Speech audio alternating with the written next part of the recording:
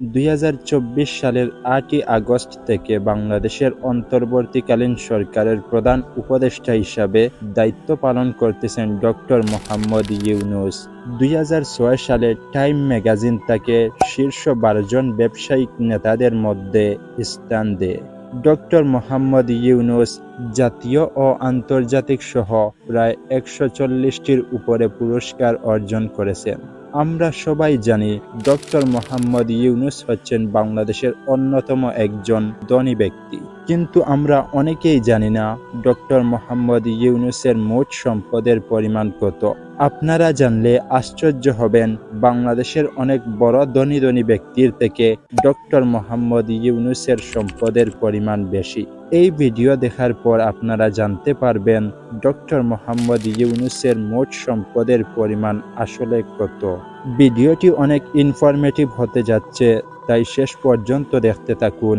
আর doctor Mohammad ইউনূসকে প্রধান উপদেষ্টা হিসাবে আপনাদের কাছে কেমন লাগে অবশ্যই কমেন্ট করে জানাবেন। ডক্টর মোহাম্মদ ইউনূস 1940 সালের 28 জুন চট্টগ্রামের হাটহাজারীতে জন্মগ্রহণ করেন। বন্ধুরা, ডক্টর মোহাম্মদ ইউনূস একজন অর্থনীতিবিদ ও উদ্যোক্তা। তার শিক্ষাগত যোগ্যতা হলো তিনি ঢাকা বিশ্ববিদ্যালয় থেকে BA, MA এবং ভ্যান্ডারবিল্ট বিশ্ববিদ্যালয় থেকে PhD ডিগ্রি সম্পন্ন করেন।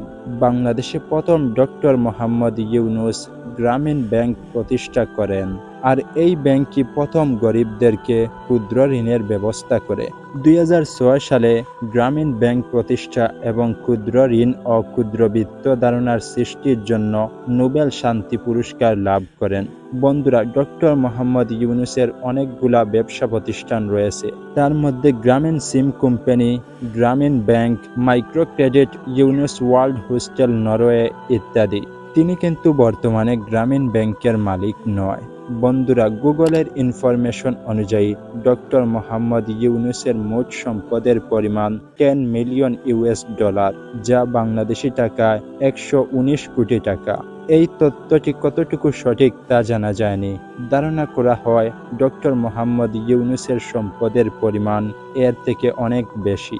বন্ধুরা, আপনারা কোন জেলা থেকে এই ভিডিওটি দেখতেছেন অবশ্যই কমেন্ট করে জানাবেন।